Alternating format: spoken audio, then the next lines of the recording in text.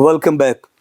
तो नाजरीन, ब्रेक में जाने से पहले हम सीख रहे थे खुदा के कभी हाथ के नीचे फरोतनी से रहें ताकि वो हमें वक्त पर सर बुलंद करे। तो खुदा के खादमीन ने अच्छे अल्फाज के साथ और तजुर्बात की रोशनी में हमें बताया कि किस तरह हमें खुदा के हाथ के नीचे रहना है ताकि हम वक्त पर सर बुलंद भी हों और बरकत का तजुर्बा करें। यही बात हम सीखेंगे और मैं गुजारिश करूंगा जनाब पास्टर मुख्तार मसीह से कि हमारे नाज़रीन को सिखाएं कि किस तरह हम खुदा के कवी हाथ के नीचे रह सकते हैं और किस तरह हम सर बुलंद हो सकते हैं। जी पाजी साहब, हम शुक्रगुजार हैं मोहतरम जनाब डायरेक्टर साहब का, जिन्होंने हमें होशाना टीवी पर मौका दिया कि हम खुदा के कलाम को बहुत सारी उन रूहों तक पहुंचा सकें जहां तक खुदा का कलाम अभी तक नहीं पहुंचा। मैं शुक्रगुजार हूं आपका भी, जिनके वसीला से हमें ये वन बाय वन एक दूसरे से खुदा का कलाम सुनाने का आपने मौका दिया और हम खुदा के कलाम को बहुत सारी रूहों तक इस होशना टीवी के वसीला से पहुँचाएँगे और देखने वाले नाजरीन को हम आज के कलाम के मुताबिक मैसेज देंगे कि खुदा के हाथ के नीचे फरोतनी से कैसे रहना है। खुदा के पाक कलाम को अगर हम पढ़ें तो मुख्तलिफ़ जगह पर हमें ये मिलता है कि दो तरह के बाट से खुदा को नफ़रत है। कि अगर हम दो तरह के बाट रखते हैं, आप सब जानते हैं कि दो तरह के बाट जो होते हैं, कभी इस तकड़ी के पल्लड़े में जाते हैं, कभी दूसरे में जाते हैं। तो अगर हम एक ही जगह पर, जैसे कलाम हक में ये पतरस के ख़त में लिखा गया है कि तुम फरोतनी के साथ अगर खुदा के हाथ के नीचे रहोगे तो मैं आपको वक़्त पर सर बुलंद करूँगा। तो हम इस दुनिया में रहते हुए बहुत सारी बातों पर चलते रहते हैं और कहते भी रहते हैं कि हमें हमारे रिश्तेदार अजीज़ अक्सर हमारे से बात करते हैं कि अगर आप कुछ भी हासिल करना चाहते हो तो फ़लाँ जगह पे चले जाओ, अपनी मेहनत पूरी कर लो या कमेटियाँ डाल लें या बहुत सारे अपनी एफ़र्ट कर लें। लेकिन मेरे अजीज़ों, एफ़र्ट करना कोई बुरी बात नहीं है, लेकिन एफ़र्ट के साथ साथ अपने खुदा के साथ वफ़ादारी से और मुकम्मल फरोतनी के साथ रहें ताकि उसका हाथ आपसे ना उठाया जाए। जब तक खुदा का हाथ आपके ऊपर रहेगा, आप उसके हाथ के नीचे रहेंगे, उस वक़्त तक हमें कोई इब्लीस छू नहीं सकता। अगर हमारा खुदावंद खुदा के साथ राब्ता है, अच्छे तरीके के साथ राब्ता है, जैसे खुदावंद कहता है कि तुम मेरे हाथ के नीचे रहो, अगर उसी तरह हम अपने आप को खुदा के हाथ के नीचे रखेंगे तो इब्लीस हमारा कुछ नहीं बिगाड़ सकता। अगर हम दो तरह के बाट बनेंगे, कभी इस तराजू के पलड़े में और कभी उस तराजू के पलड़े में जाएंगे, तो हमारी जो बरकत आई हुई होती है वो भी चली जाती है, क्योंकि हम अधूरे रह जाते हैं। अगर हम एक ही पलड़े में रहेंगे, अपने आप को खुदा के साए के नीचे रखेंगे, उसके हाथ के नीचे रहेंगे, तो हमारी जो थोड़ी सी बरकत है, थोड़ी सी मेहनत है, वो बहुत बड़ी बरकत बन जाएगी। क्योंकि मैंने अपनी ज़िंदगी में बहुत कुछ सीखा है। मैं इस गवाही को इस कलाम के साथ मिलाते हुए कहूँगा कि ये जो गवाही है मेरी ज़िंदगी में, अगर ये गवाही मेरे ख्याल में इंसान के हर एक की ज़िंदगी में है। जी, इंसान की ज़िंदगी में बहुत सारे निशिब अफराज आते हैं, बहुत सारी मुश्किलात से वो निकलते हैं। ज़िंदगी को खुदा के हाथ के नीचे रहकर गुजारेंगे तो उनकी ज़िंदगी भी बाबरकत होगी, आने वाली नस्ल भी वो बाबरकत होगी। और मैं अपनी गवाही को नाज़रीन को बताना चाहता हूँ, आपके साथ शेयर करना चाहता हूँ।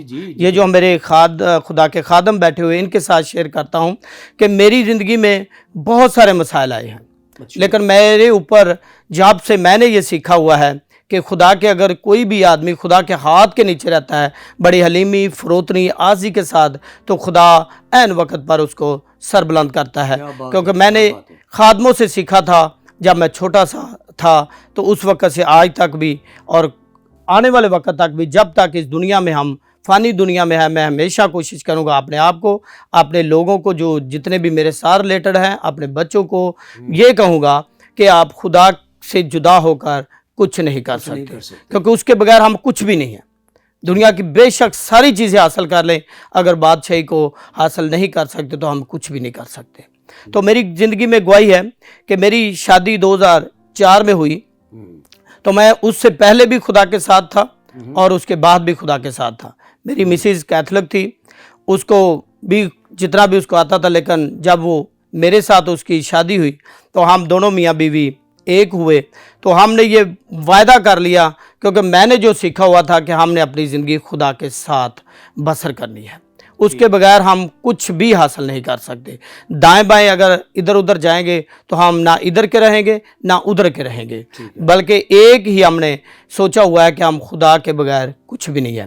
तो मेरी ज़िंदगी में 2 साल के बाद खुदा ने मुझे बेटी जैसी औलाद दी।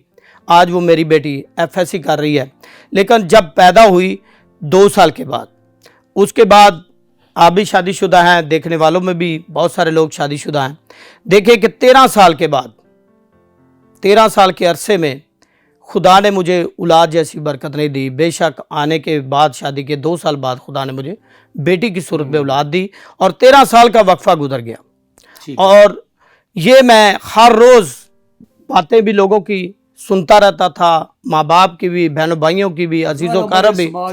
13 साल के अरसे में भाई साहब बहुत सारी नशेबो फराज में से मैं गुजरा हूँ, लेकिन मैंने एक ही बात की कि खुदा के हाथ के नीचे, और जब उसकी मुट्ठी खुलती है तो हर जानदार से रसूदा होता है। हमारी ज़रूरतें खुदा की मुट्ठी में हैं, अगर हम उसकी मुट्ठी को खोलना सीख जाएं तो हमारी हर ज़रूरत पूरी हो सकती है। इस पर मेरा ईमान था कि खुदा का हाथ हमारे ऊपर है। हम 13 साल की ज़िंदगी में बहुत कुछ सीखा, बहुत कुछ सुना, लेकिन एक वक्त ऐसा आया कि मेरे बाप ने मुझे कहा कि देख यार, इतना खुदा ने आपको दिया हुआ है, आपके पास रिज़्क है, खाने पीने की शायश है, गाड़ियाँ हैं, सब कुछ है, लेकिन यार ये किस काम का है अगर औलाद नहीं है तो? बेटा नहीं है तो मिसाल के अगर बेटा नहीं है, बेटे को तरजीह देते हैं। तो ये दौलत आपने किधर लेके जानी है? अच्छा। मैंने ऐसे ही गले में ऐसे लिया, आंखों में उस वक्त आंसू भी आए कि बाप है, शायद क्या कुछ सोचता है, लेकिन मैंने गले लगाया और मैंने अब उसका हाथ पकड़ के ऐसे किया कि अब्बू जी देखो, पसली एक निकली है, अगर एक पसली है तो बीवी भी एक है। तो अगर वहाँ से खुदा बेटी जैसी औलाद दे सकता है तो आगे हमें बेटा भी खुदा अता करेगा। हमारा काम है खुदा के हाथ के नीचे रहकर मांगना। आगे काम है खुदा का कि वो किस वक्त पर हमें मुहैया करता है। हमने बिला नागा खुदा के खादमों से, भाई साहब भी अक्सर, पास्टर पालू साहब हमसे अक्सर शेयर करते रहते, दुआएं भी करते रहते, बहुत सारे खादमीन हम मिलकर खुदा के आगे झुकते रहे और मैंने अपने ईमान को मुकम्मल रखा कि खुदा के हाथ के नीचे रहकर ही सब कुछ हासिल कर सकते हैं। लेकिन खुदा ने मुझे 13 साल के बाद बेटा दिया और मैंने जब उसको रिसीव किया, रिसीव करते ही मैंने खादमों की गोद में दे दिया कि खुदा ने मुझे दिया है तो मैं खुदा को देता हूँ। और आज वो 3, 4, 5 साल का हो गया है, 5 साल का मेरे ख्याल में हो गया।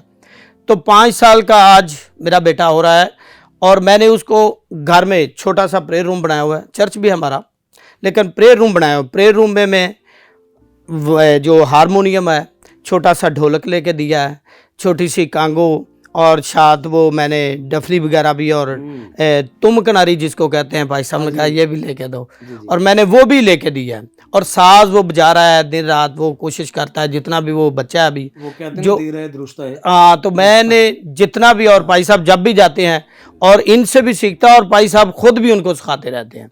और मेरे ख्याल में जितना इनसे प्यार करता है मेरे से उतना प्यार नहीं है, क्योंकि वो शायद इनके साथ ज़्यादा अटैच रहता है। मेरी 100% कोशिश है कि वो जैसे जैसे अपनी उम्र में परवान चढ़े, तो जैसे भी वो उसकी उम्र आगे बढ़ेगी, अपनी उम्र को पूरा करता जाएगा, मैं कोशिश करता हूँ कि उसको दुनिया का काम कोई ना करेगा।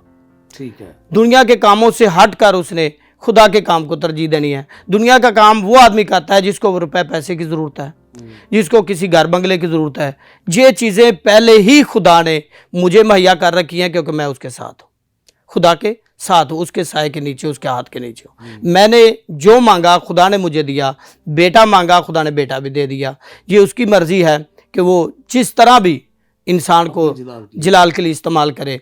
और जब वो पैदा हुआ था उस वक्त खुदा को दे दिया, और साथ मैंने अपने साथ वादा किया अपने खुदा के साथ, अपने आप की ज़िंदगी और अपनी बीवी की ज़िंदगी, कि जब तक हम जिंदा हैं इस दुनिया में, हमने अपने बच्चे को मुकम्मल कोशिश करनी है दुआ के वसीला से, खुदा से मांग कर कि खुदावंद इसको अपनी राहों पर चला, ताकि बहुत सारी रूहें इस बच्चे के वसीला से बचें। और जैसे जैसे वो बढ़ रहा है, देखिए जी, इस दुनिया में रहते हुए बहुत सारी ज़रूरत होती है चीज़ों की, लेकिन हमने कहा है कि उससे पहले खुदा ने मुझे दे रखी है। लेकिन खाने पीने की ज़रूरत उसको अपनी ज़िंदा रहने के लिए है, लेकिन कमाने की ज़रूरत नहीं है। उसको ये नहीं होगा कि पीछे से आवाज़ आएगी उसकी शादी जब हो जाएगी या वो अपने कारोबार में, लेकिन ये नहीं होगा कि भाई घर में आटा नहीं है, घर में आ जाए या मजदूरी करें, लेकिन सब कुछ दे रखा है। लेकिन एक ही काम उसको सौंपा है कि आपने पढ़ाई के बाद खुदा का कलाम चलाना है, खुदा का कलाम लोगों तक पहुँचाना है, ताकि खुदा से जो भी आपको मिले आपने लोगों तक पहुँचाना है, ताकि बहुत सारे लोग कलाम से जो मरहूम है वो आपके वसीला से सीख सके। खुदावंद आप सबको बरकत दे, आमीन। जी शुक्रिया पास्टर साहब, खुदावंद आपको और भी कसरत के साथ अपने जलाल पर इस्तेमाल करे और आपकी गवाही के वसीले से आपके कलीसियों में और भी काम हो। तो नाज़रीन, खुदा के खादिम ने बाइबल मुक़द्दस की इस आयत मुकस्सा को अपनी ज़िंदगी में अप्लाई किया, तजुर्बा किया। फिज़िकली खुदा का कोई हाथ इस तरह नहीं है, इसका रूहानी मतलब है ईमान में मुस्तहकम रहना, कायम रहना। मुतज़लज़ल करने वाले हालात ज़रूर आते हैं, जैसे उन्होंने बताया कि 13 साल वो पीरियड था। अगर इस जगह पे मैं होता, आप होते, बेशुमार लोग मायूस हो जाते और कहते कि अब दुनिया का कोई मेडिकल, दुनिया की कोई दुआ, कोई पास्टर ऐसा नहीं कर सकता। पर एक हाथ है जो सिर्फ सरबुलंदी नहीं करता, बल्कि वो सब कुछ अता करता है जो हमें चाहिए होता है। खुदा ने उनको पहले सरबुलंद किया हुआ था, उनकी ज़रूरत औलाद थी, खुदा ने वो भी बख्शी। तो खुदा के हाथ के नीचे रहना है। और पतरस कहता है कि वो कवि है, तो कवि हाथ कई तरह से हमें सर बुलंद कर सकता है। यही बात हम सीखेंगे। और मैं गुजारिश करूंगा जनाब पास्टर सदीक सैमुअल साहब से कि हमारे नाज़रीन की रहनुमाई करें कि किस तरह से खुदा हमें उस वक्त सर बुलंद करता है जब हम उसके कवि हाथ के नीचे जो है फरोतनी से रहते हैं। आप सबको, ख़ास कर सुनने वालों को मेरी तरफ से सलाम अर्ज़ हो।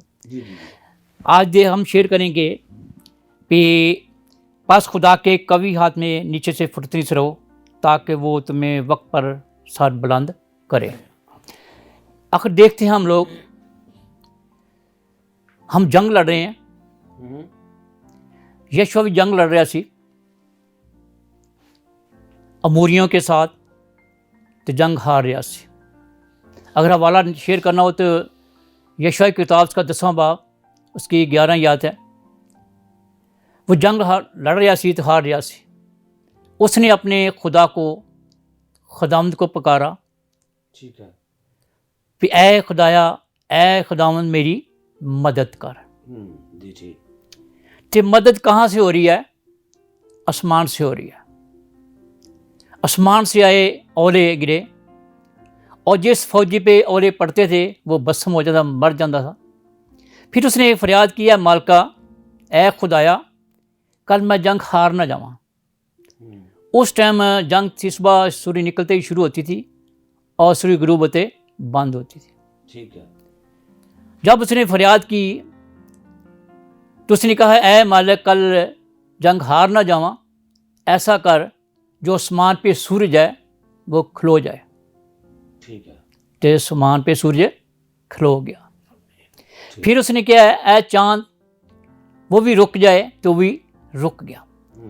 ये क्यों हुआ? ये ऐसा हुआ कि खुदा के कवि हाथ के नीचे ज़िंदगी बसर करता था।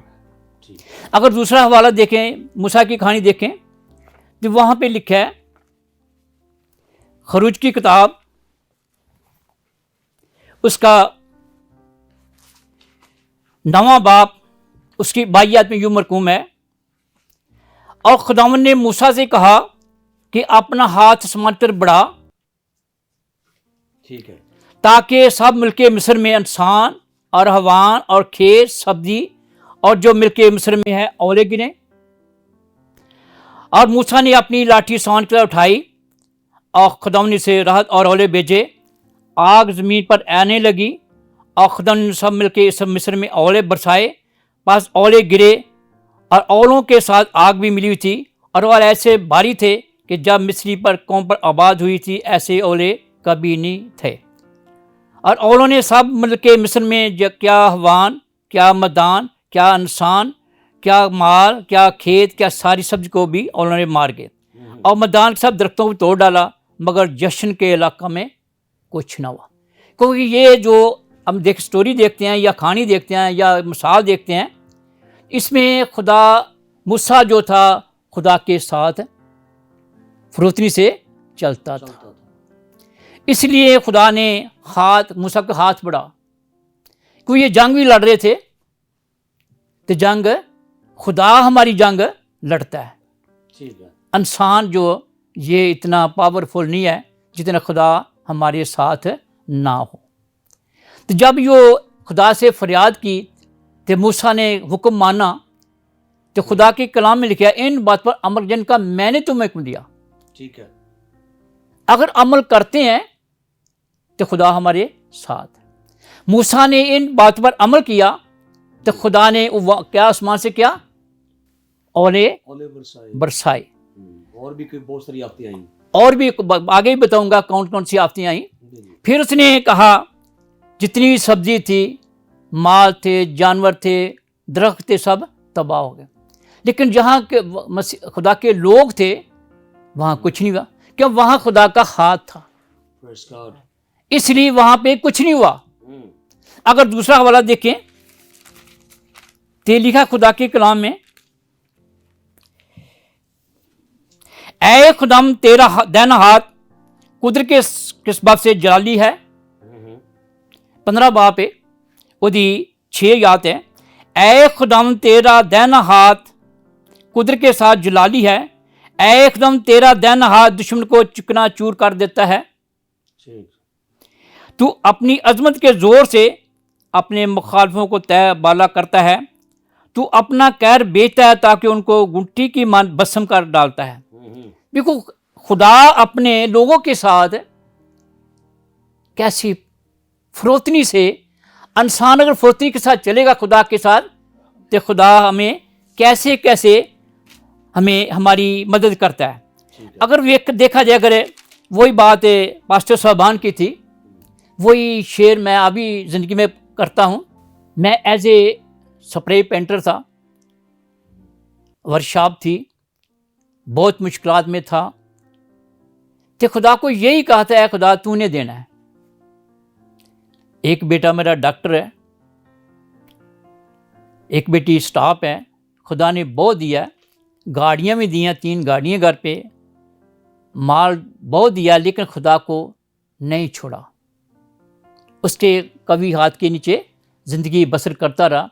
जितने भी रिश्ते नाता थे सब छोड़ गए, बहन भाई छोड़ गए, लेकिन हालात बुरे थे। लेकिन आज हम खुदा के कवि के हाथ में रहेंगे ना, तो हमें कभी शर्मिंदगी नहीं करी। अगर ज़बूर नंबर 112 में चले जाएं तो वहाँ पे खुदा के कलाम में हमें बहुत कुछ मिलता है। ज़बूर नंबर 112 लिखा है खुदा के कलाम दूसरी आयत में, उसकी नस्ल जोर आवर होगी। ठीक है, उसकी नस्ल जोर आवर होगी, राष्ट्रपति की औलाद भी मुबारक होगी। माल और दो उसकी घर में है।